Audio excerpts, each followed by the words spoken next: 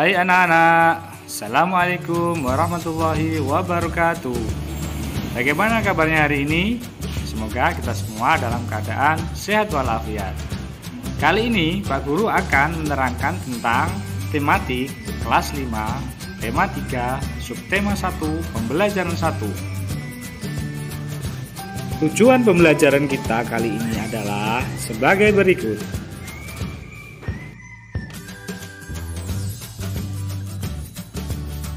Anak-anak, coba perhatikan gambar berikut ini. Apakah kalian semua selalu makan makanan seperti gambar berikut? Ya, yang kalian lihat tadi adalah gambar makanan yang bergizi. Dengan makanan yang sehat dan bergizi dapat menjaga kesehatan organ pencernaan kita. Makan makanan yang sehat penting bagi tubuh kita. Oleh karena itu, banyak iklan yang dapat kita temui di tempat-tempat umum yang mengetengahkan tentang pentingnya makanan sehat. Biasanya kita mengenal jenis bahan makanan dari promosi yang disajikan dalam bentuk iklan.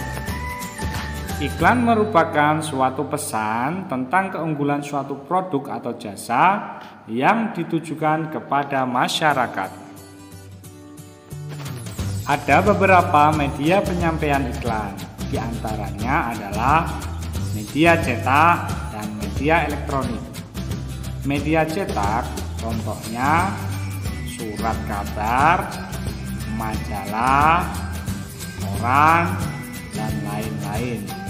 Kemudian untuk media elektronik contohnya radio, televisi, internet, dan lain-lain. Iklan disajikan secara menarik dengan kata kunci dan gambar sesuai tujuan iklan. Kata kunci dalam sebuah iklan adalah kata-kata inti yang ingin disampaikan dalam sebuah iklan. Coba anak-anak perhatikan contoh iklan berikut ini. Kata kunci dari iklan di samping adalah pertumbuhan otak anak. Dan tujuan iklan di samping adalah untuk mengajak masyarakat agar mengkonsumsi makanan yang sehat dan bergizi demi pertumbuhan otak anak-anaknya. Nah, dari ini anak-anak sudah bisa membedakan ya, mana kata kunci iklan, mana tujuan iklan. Nah, setelah anak-anak sudah paham tentang iklan, kali ini Pak Guru akan menerangkan tentang pencernaan pada hewan. Apakah kalian tahu susu umumnya dihasilkan oleh sapi ya? Apa yang dimakan oleh sapi hingga dapat menghasilkan susu? Untuk menghasilkan susu, jenis makanan apa yang biasa sapi konsumsi dan bagaimana sistem pencernaannya? Anak-anakku semua, coba perhatikan gambar pencernaan sapi berikut ini. Ya,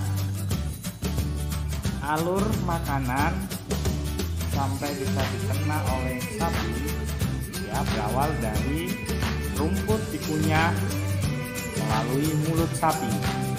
Dan masuk melalui esofagus dan merupakan saluran penghubung antara rongga mulut dan lambung.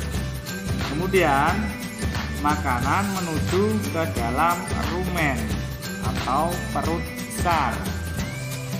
Di dalam rumen ya tempat terjadinya pencernaan dengan bantuan mikroba atau bakteri. Di sini makanan dicerna hingga menjadi bubur.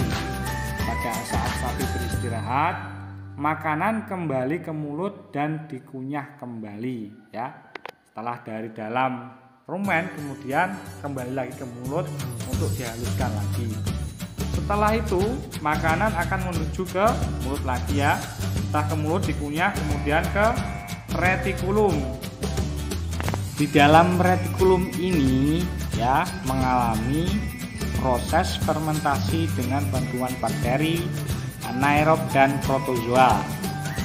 Di sini juga terjadi penyaringan benda-benda asing yang masuk bersama makanan agar tidak masuk ke dalam omasum. Dan yang terakhir pada sistem pencernaan pada sapi adalah abomasum. Di dalam abomasum merupakan perut yang sebenarnya. Di sini makanan dicerna dengan bantuan enzim pencernaan. Dan setelah itu makanan akan dibuang melalui dubur dari sapi ya dalam bentuk feses. Demikian proses pencernaan dari sapi. Jadi sistem pencernaan dari sapi itu lebih kompleks daripada sistem pencernaan dari manusia.